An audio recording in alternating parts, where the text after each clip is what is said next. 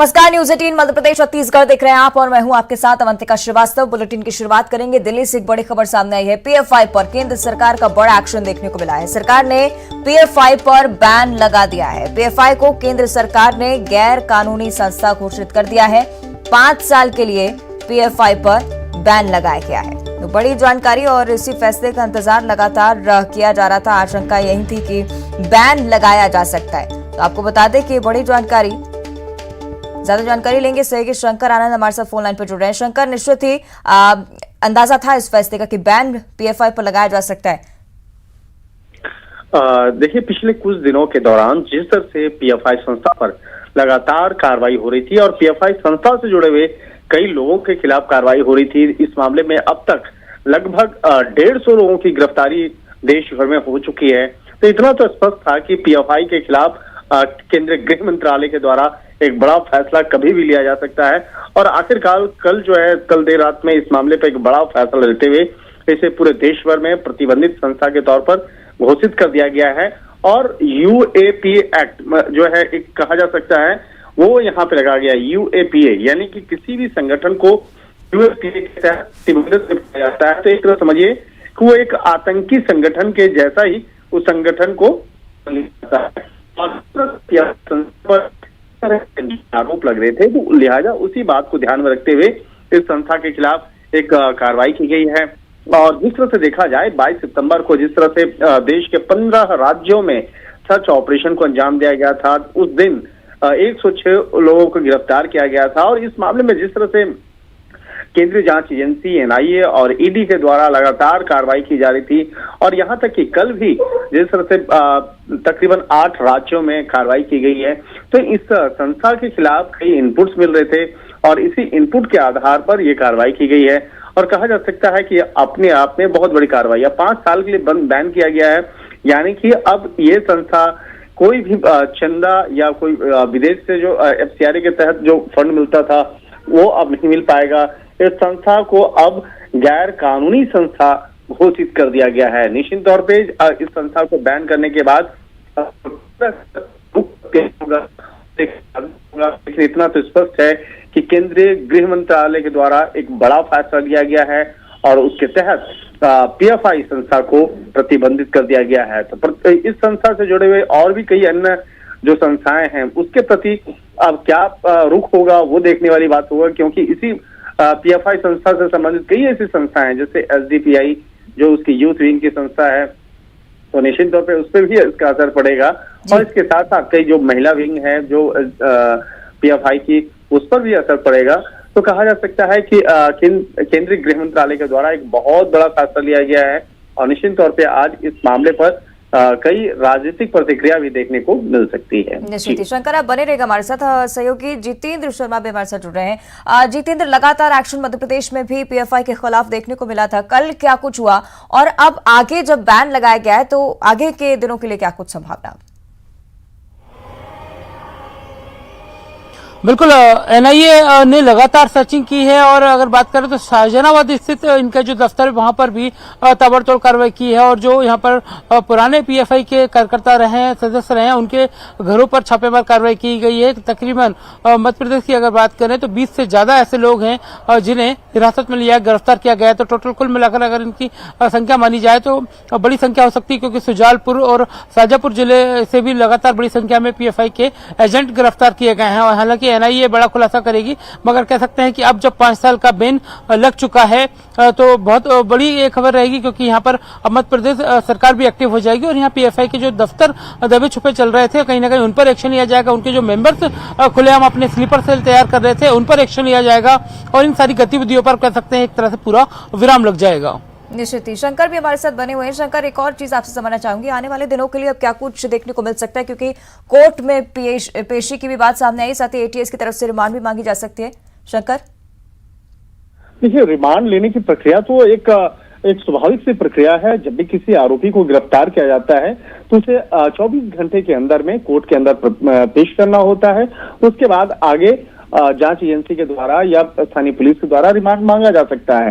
लेकिन जिस तरह से अगर कहा जाए 24 घंटा हुए नहीं है तो आज उसे पेश करने के बाद आगे की रिमांड ली जाएगी और रिमांड लेने के बाद आगे की पूछताछ की जाएगी और उससे संबंधित तमाम इनपुट्स को खंगाला जाएगा।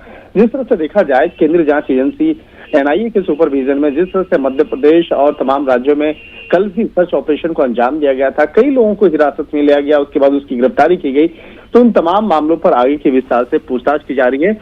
और अब देखिए, जिस तरह से अब इस संस्था की बात करें और इस संस्था से लोगों की अगर बात करें, अगर जिस तरह से इस मामले में अब प्रतिबंधित किया गया है इस संस्था को, यानी कि यूएपीए के तहत प्रतिबंधित किया गया है, इसको आसान शब्दों में ये कह सकते हैं unlawful activity prevention act, UAPA, यानी कि किसी भी संस्था को जब गैर कानूनी या आतंकवादी संस्था घोषित किया जाता है तो अपने आप इस संस्था से जुड़े हुए जितने भी लोग हैं, चाहे जो भी कागज पे हैं, जो सदस्य बनते हैं, तो उसकी जो मुश्किलें हैं आने वाले वक्त में बढ़ने वाली हैं। और कहा जा सकता है कि अब जिस तरह से कई लोगों की गिरफ्तारी हुई है और कई लोग अभी भी पूछताछ जिनसे चल रही है, तो उनकी भी मुश्किलें बढ़ेंगी।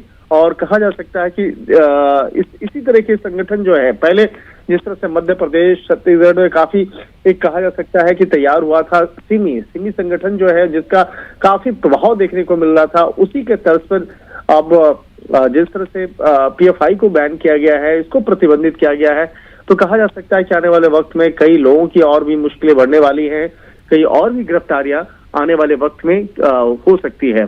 निश्चित ही शंकर, हम मान सकते हैं कि आने वाले समय में कार्रवाई का दौर जारी रहने वाला है। जितेंद्र, अगर हम कल की कार्रवाई पर नजर डालते हैं तो कई सारी गिरफ्तारियां मध्य प्रदेश से हुई हैं और इसके बाद जब गृह मंत्री नरोत्तम मिश्रा से पूछा गया कि मध्य प्रदेश सरकार इस पर कोई एक्शन ले सकती है, उनकी तरफ से साफ कहा गया कि अगर राष्ट्र की तरफ से, केंद्र की तरफ से अगर कोई फैसला आता है तो उस पर अमल किया जाएगा, यानी कि मध्य प्रदेश सरकार भी अब सख्ती दिखाएगी। जितेंद्र, बिल्कुल, जो कल कार्रवाई की गई है उसमें कई सारे आरोपियों को, कई सारे सदस्यों को गिरफ्तार किया गया। उनका आज मेडिकल होगा, उसके बाद आज उन्हें दोपहर बाद कोर्ट में पेश किया जा सकता है, तो कह सकते हैं। और मध्य प्रदेश सरकार लगातार ही ऐसे जो कट्टरपंथी संगठन है इन पर कार्रवाई करते आ रहा है, चाहे इसके पहले सिमी का जो है नेटवर्क ध्वस्त किया गया या फिर और भी कई इस्लामिक गतिविधियां हैं जिनका ताल्लुक यहाँ पर रहा है, चाहे वो कई सारी सूचनाएं यहाँ पर पाकिस्तान को देते थे, ऐसे कई सारे लोगों पर कार्रवाई की गई है। तो जाहिर सी बात है, अब जब केंद्र सरकार ने इन पर नकेल कसी है तो मध्य प्रदेश सरकार पूरी तरह से पुरजोर तरीके से इनका यहाँ पर खात्मा भी कर देगी। निश्चित ही जितेंद्र और शंकर, अगर हम कल की कार्रवाई को लेकर चर्चा कर रहे हो तो निश्चित ही ये बोलना बहुत महत्वपूर्ण हो जाता है कि मध्य प्रदेश नहीं बल्कि 7 राज्य और थे जिन पर कार्रवाई की गई, जिनके खिलाफ पीएफआई के खिलाफ एक्शन लिया गया। इसके तहत ये समझ सकते हैं एक बड़े पैमाने पर एक्शन, साथ ही एक ऐसा कनेक्शन जिसे ध्वस्त करने की बहुत बड़ी जरूरत आ पड़ी थी।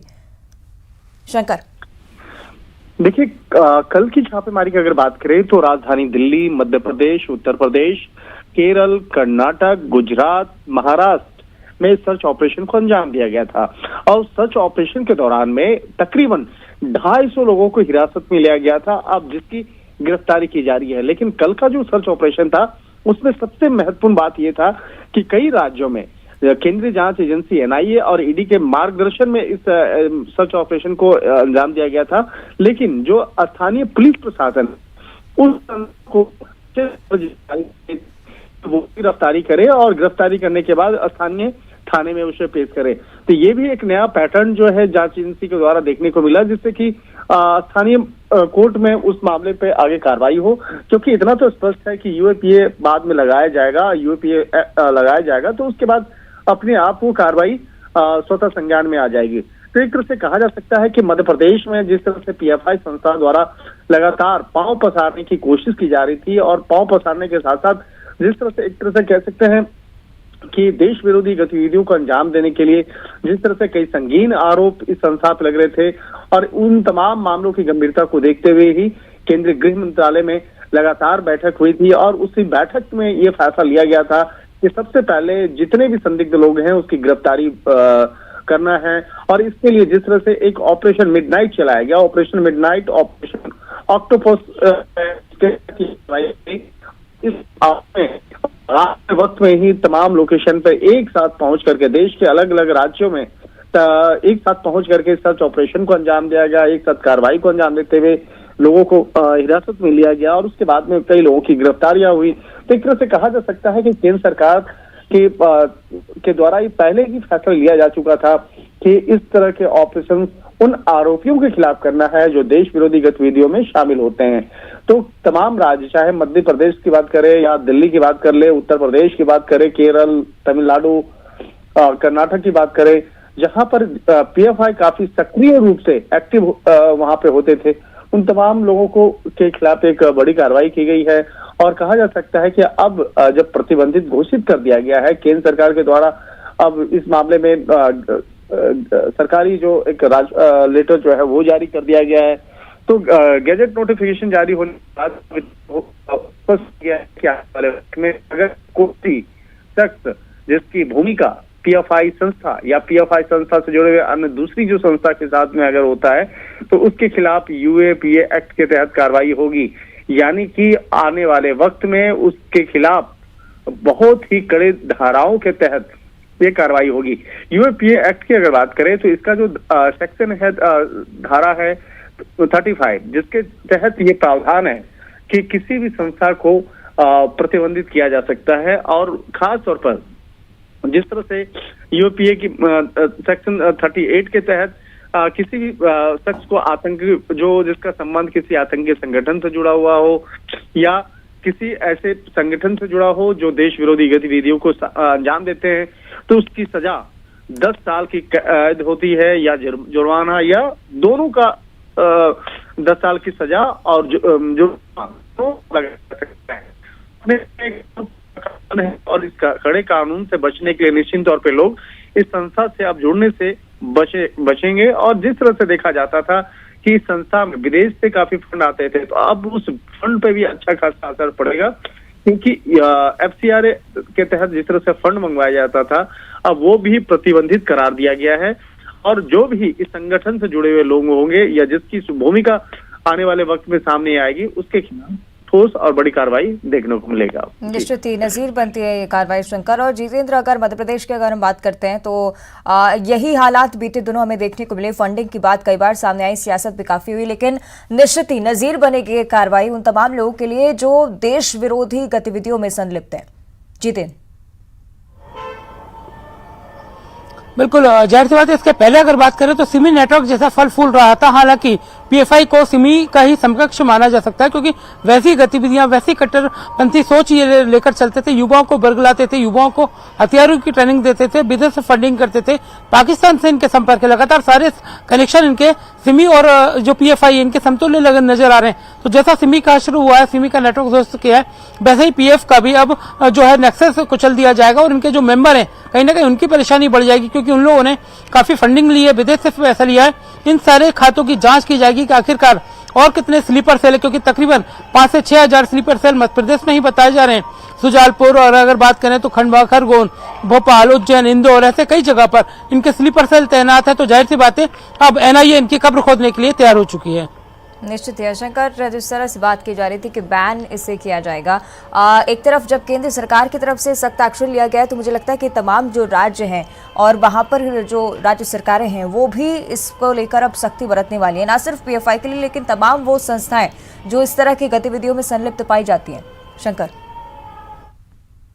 केंद्र सरकार का ये फैसला है और ये बहुत बड़ा फैसला है, और इस फैसले के पर निश्चित तौर पर आज राजनीतिक तौर पर प्रतिक्रिया सामने देखने को मिल सकती है। लेकिन इतना तो स्पष्ट है कि अगर कोई संस्था, अगर कोई आतंकी गतिविधियां या देश विरोधी गतिविधियों में शामिल होता है तभी उसके खिलाफ ये कार्रवाई की जाती है।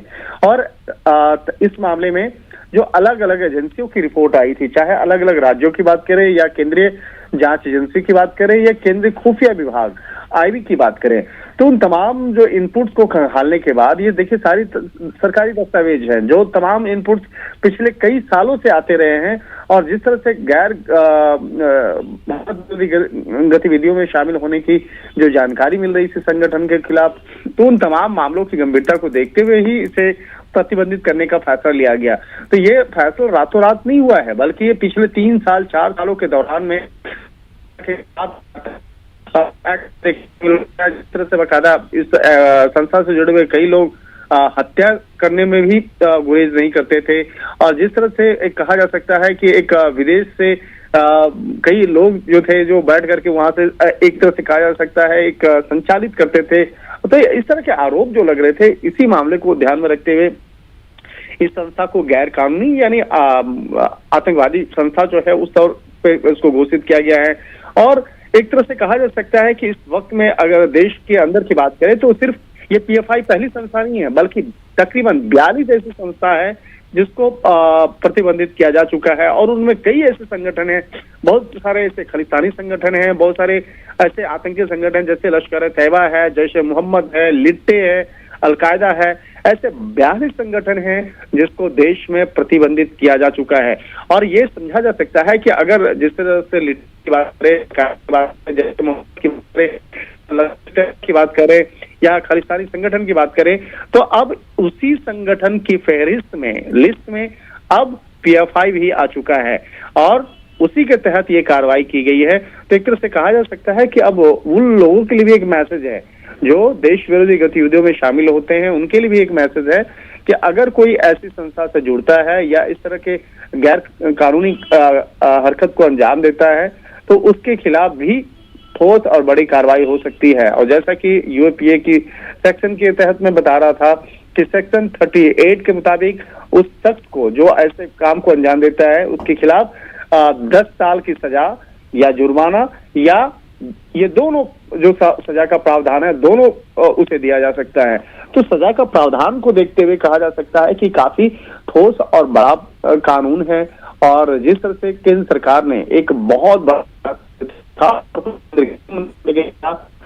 फैसला लिया गया और रातों रात इस संस्था को जिस तरह से प्रतिबंधित करने का फैसला लिया गया, आज इस मामले को लेकर कई राज्यों में राजनीतिक प्रतिक्रिया आ सकती है। लेकिन राजनीतिक प्रतिक्रिया एक तरफ है, लेकिन दूसरी तरफ देखा जाए देश की आंतरिक सुरक्षा व्यवस्था को देखा जाए, आम लोगों की सुरक्षा व्यवस्था को देखा जाए, देश की स्थिति को देखा जाए तो उस लिहाज से बहुत बड़ा सुधार जिसकी उम्मीद अब शंकर की जा रही है। जितेंद्र, अगर मध्य प्रदेश के हालातों की हम चर्चा कर रहे हैं तो ये बात भूलना बिल्कुल भी पॉसिबल नहीं है कि बीते दिनों मध्य प्रदेश में जितने भी दंगे हुए, कई सारे बेगुनाह लोगों की जिंदगी उसमें चली गई, तो निश्चित ही अब ये उम्मीद जरूर कर सकते हैं कि बड़ा एक्शन अब जब लिया गया है तो देश के माहौल में, मध्य प्रदेश के माहौल में एक बहुत बड़े सुधार की उम्मीद।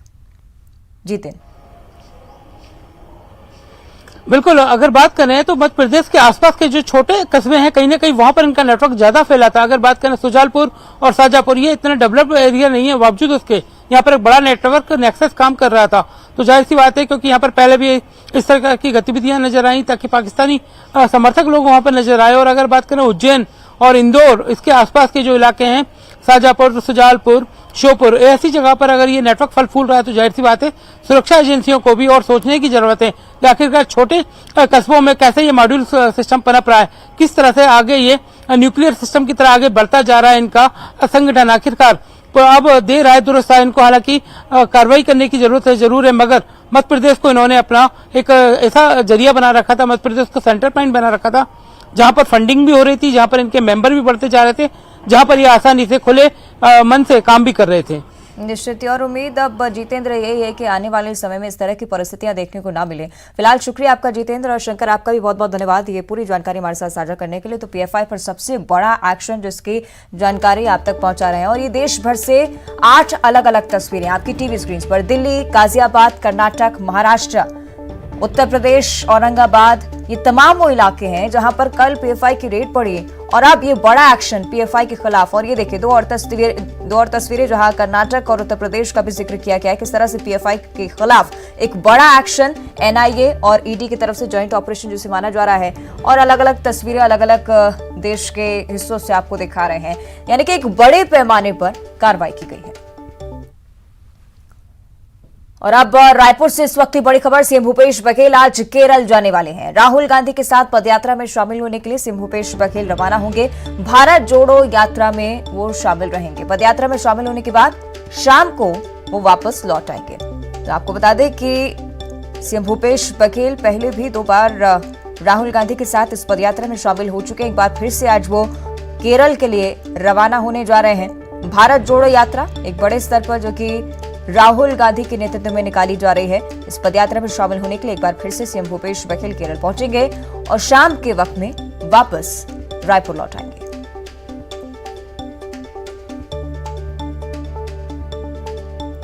ज्यादा जानकारी हम लेंगे सहयोगी ममता लांजेवार रायपुर से हमारे साथ लाइव जुड़ रही हैं। ममता, सीएम भूपेश बघेल एक बार फिर से पदयात्रा में शामिल होने के लिए रवाना हो रहे हैं, क्या कुछ जानकारी इसको लेकर?